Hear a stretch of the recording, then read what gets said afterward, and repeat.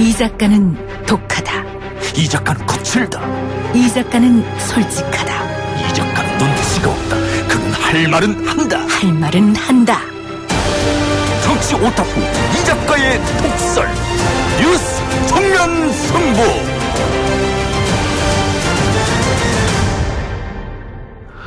화성 연쇄 살인 사건의 유력한 용의자 이춘재가 범행을 자백하면서 과거 용의자로 몰렸던 사람들도 다시 주목을 받고 있습니다. 화성 연쇄 살인 사건이 처음 일어난 1986년 9월부터 1993년 9월까지 용의자로 몰려 조사를 받은 사람이 3천여 명, 실명이 공개된 이들만 10여 명입니다. 이 중에는 억울함을 호소하며 스스로 목숨을 끊은 사람도 있는데요. 당시 경찰의 강압적인 수사로 거짓 자백을 할 수밖에 없던 이들을 변호하신 분이 계십니다. 화성 연쇄살인 사건 2차와 7차 사건의 용의자로 몰린 사람들을 변호했던 김칠준 변호사 연결해서 이야기 나눠보겠습니다. 변호사님 나와 계십니까? 네, 안녕하세요. 예, 안녕하십니까. 김칠준입니다. 예. 자, 이춘재의 자백을 듣고 소회가 남달랐을 것 같습니다. 어땠습니까? 천만다행이면서도 안타까운 마음을 정말 금할 수 없습니다. 예. 조금만 일찍 잡혔을 때도 그 많은 피해자들의 수를 훨씬 더 줄일 수 있었을 텐데라는 안타까움입니다. 예. 피해자 숫자도 당연히 일찍 잡혔다면 줄었겠습니다만은 억울한 일을 당한 사람도 그만큼 많이 줄었겠죠. 예, 그렇습니다. 변호사님이 변론했던 분들은 어떤 분들이셨습니까? 제가 2차, 7차 사건의 용의자로서 구속되었던 분하고 4차, 5차의 사건의 용의자로 구속됐던 분 두 분을 변론을 했거든요. 예. 근데 그 2차, 7차 용의자였던 분이나 두 분 다 화성 지역에 살고 있는 남자라는 거 외에는 그냥 평범한 사람들이었었습니다. 예. 근데 2차, 7차 용의자는 다른 사건으로 구속되었는데 당연히 화성 연쇄살인 사건의 용의자가 아니냐라고 집중적으로 추궁을 받았습니다. 그런데 이제 추궁 과정에서 한 일주일간에 걸쳐서 연쇄살인 사건 사진첩을 보여주면서 거의 주입하다시피 자백을 강요했었고 끝내 이제 이 부분은 허위 자백을 했습니다. 근데 지금 같으면 잘 상상이 안 될 텐데요. 자백을 하고 나니까 신빙성을 높이기 위해서 그 경찰서에 소속되어 있는 목사님을 부르고 TV 카메라 기자들을 불러서 카메라 기자 앞에서 자백하는 모습을 TV에 방영하고 했었습니다. 근데 결국 제가 접견한 다음에 그게 강요에 의한 자백이었음을 바로 털어놔서 이후에 아무런 그 증거가 없기 때문에 결국 그 살인사건 부분은 혐의 없음으로 처리가 됐었습니다. 별반 증거 없이 경찰이 자백을 강요했다, 용의자에게. 예. 그 혹시 고문도 좀 있었을까요? 예, 당연하죠. 이제 또 한 분 같은 경우, 넷째, 다섯째 살인사건의 용의자 같은 경우는, 그게 미국에 살고 있는 어떤 분이 꿈속에서 계시를 받았다, 진범에 대해서. 그래서 그 꿈의 계시를 가지고 한국에 와서 여기저기 경찰청을 찾아다녔습니다. 화성 연쇄살인 사건 수사본부에서는 그거에 대해서 전혀 신뢰를 하지 않으니까 결국 당시 서대문 경찰서까지 찾아가게 됐고, 서대문 경찰서는 막무가내로 이 사람 데려다가 집중적으로 그 파출소 지하실에서 구타하고 그리고 이 사람을 화성 연쇄살인 사건의 현장으로 끌고 다니면서 어디에 있었느냐 어떻게 했었느냐 반복해서 그렇게 자백을 강요했었고 그래서 자백까지 했다. 그러다가 변호사 적견 씨에 이게 다 강요에 의한 자백이었음을 밝혀내고 결국 그것도 그분도 무혐의 처리를 받았던 것인데요. 예. 암흑의 시대였다 이렇게 보여지는데요. 그 당시 수사 후유증으로 세상을 떠난 분도 계시다고요? 예, 맞습니다. 이 두 번째 얘기했던 4차, 5차 용의자로 자백했던 분은 그 후에 바로 다음 해인가 자살을 시도했다가 이제 그때는 실패를 했었습니다. 그 얘기를 듣고 국가를 상대로 이제 손해배상 청구 소송에서 승소 판결까지 받았었는데 그로부터 한 2년 정도 있다가 97년도에 결국 그 강압수사의 후유증 때문에 자살을 끝내 하게 됐었습니다. 근데 상식적으로 좀 이해가 안 되는 게 미국에 살던 사람이 꿈속에서 계시를 받았다. 그 이유가 수사 시작의 근거가 됩니까? 아니, 전혀 아니죠. 예. 그러니까 워낙이 화성 연쇄살인 사건의 진범이 미궁에 빠지니까 그런 이제 웃지 못할 일들이 일어났는데요. 근데 이제 그 비극은 거기서 끝나지 않습니다. 바로 그렇게 꿈속에서 계시를 받았다고 하는 분이 이미 무혐의로 처리되고 국가를 상대로 손해배상까지 받았고 자살까지 했는데 이 자살한 이분이 진범이다라는 내용으로 카페를 만들어서 카페에다가 온갖 그 또 허위 사실을 이제 유포를 했었습니다. 그래서 한 2010년도까지 그 카페에서는 이분이 진범이고 자살한 것이 아니라 가족이 진범임을 알고 독살한 것이다라는 것까지 허구 사실을 가지고 소설 같은 이야기들을 계속해서 유포를 했었고 그래서 2010년도에는 결국 이 허위 사실을 유포하는 분을 상대로 민형사상 소송을 제기해서 승소 판결까지 받아서 정리한 적이 있었습니다. 참 답답한 일이었었네요. 그런데 그 변호사님 어떻게 이 사건을 맡게 됐습니까? 그 용의자들이 변호사님 찾아와서 의뢰를 했습니까? 어떻게 돼서 시작된 거죠? 처음 91년도 그 당시는 제가 이제 청년 변호사였을 텐데요. 당시에 이제 그 TV에서 자백하는 영상이 막 나오고 있는 시점에서 가족이 깜짝 놀라가지고 저한테 찾아와서 도대체 영문을 모르겠다. 어떻게 저런 일이 있을 수 있는지라고 해서 의뢰를 해서 맡게 됐었고요. 두 번째 다음 해에는 이미 이제 그 사건을 어느 정도 알려졌기 때문에 가혹 수사를 받았다라는 이유로 그 부인이 이제 저한테 찾아와서 사건을 의뢰하게 돼서 맡게 됐었습니다. 예. 그 용의자들 접견해 보니까는 접견해 뭐 이야기를 들어보니까는 아무런 증거도 없이 그 자백을 강요해서 자백할 수밖에 없었다 이런 것을 바로 알 수 있었습니까? 처음에는 이제 당시는 경험도 짧았던 그 청년 변호사였기 때문에 가족들로부터 의뢰는 받았지만 이미 TV에서 자백하는 모습까지 봤기 때문에 아주 마음이 무거웠었습니다. 정말 이 연쇄살인이라는 나쁜 사람을 변론해야 되는 거 아닌가.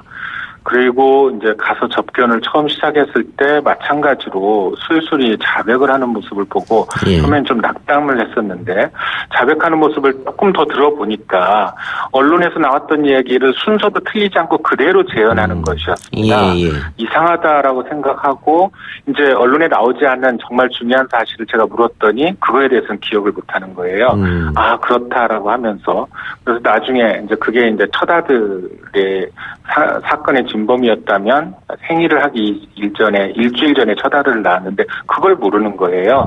그래서 이제 제 생각에는 수사기관이 이 사실을 몰랐기 때문에 당사자한테 주입하지 않았고 그래서 이분도 그거에 대해서는 미처 생각을 못했구나라는 생각을 해서 이게 허위 자백일 수 있다라는 감을 잡은 겁니다. 그래서 이제 경찰관들 물리치고 진실을 얘기해봐라 했더니 그제서야 사실은 허위 자백했다라고 밝혔던 것이죠. 이 경찰이 그 허위로 자백을 받았다 하더라도 재판에 갔을 때는 자백만 가지고는 이 처벌이 불가능한데 경찰이 이렇게 무리한 수사를 했던 것은 여론이나 윗선의 압박 때문에 그랬을 가능성을 크게 보고 계십니까? 이제 그 시기를 되돌아보면 이런 큰 사건 아닌 대중들한테 알려지지 않은 사건에 있어서도 자백 위주의 수사가 상당히 빈번했었습니다. 게다가 살인 사건이고 또 게다가 화성 연쇄 살인 사건이라는 국민적 압박이 아주 컸던 사건이기 때문에 당시 경찰들은 화성 연쇄 살인 사건에 대해서는 무조건 어쨌든 잡아서 자백을 하라고 압박하면서 수사를 하고 끝내 자백을 하지 않으면 풀어주고 하는 양상이 되풀이되지 않았나 싶은 생각이 듭니다. 자, 오늘 화성 연쇄살인 사건 8차 사건의 범위로 지목돼서 20년 동안 복역했던 분이 재심을 준비하겠다 이런 입장을 밝혔습니다. 이 사람도 경찰에 의한 강요된 자백을 할 수밖에 없었다 지금 이렇게 주장하고 있거든요. 변호사님 보실 때 어떻습니까? 이제 그럴 개연성은 당시 수사 관행이나 다른 사건들에 비춰봐서 얼마든지 있을 수 있습니다. 아마 그분이 당시에 어떤 적절한 변호사의 조언을 받아서 좀 그걸 극복할 수 있는 그런 기회를 갖지 못했다면 제가 맡았던 사건도 마찬가지지만 결국 최초했던 자백이 그대로 유지되고 법정에서 아무리 그게 강요에 의한 자백이었다고 주장했어도 재판부가 받아들이지 않고 결국 유죄 판결을 받지 않았나. 그럴 개연성은 충분히 있다고 생각합니다. 근데 변호사시니까요.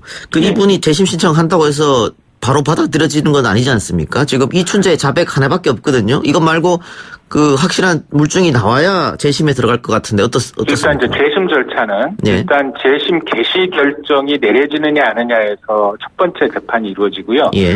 재심 개시 결정이란 그 재심을 개시할 사유가 있느냐 없느냐의 문제입니다. 예. 진범이냐 아니냐는 그 다음 단계 문제고요. 예. 결국 재심 개시 사유가 되느냐의 여부인데 아까 지금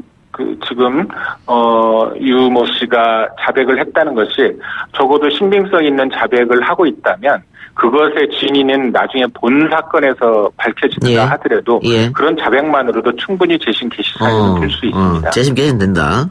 예. 알겠습니다.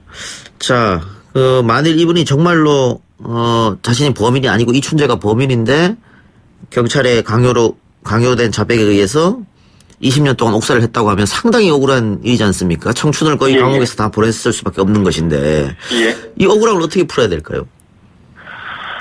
결국은 그동안에 이분 같은 경우 재심을 통해서 구제받는 것은 최소한의 조치이고 예.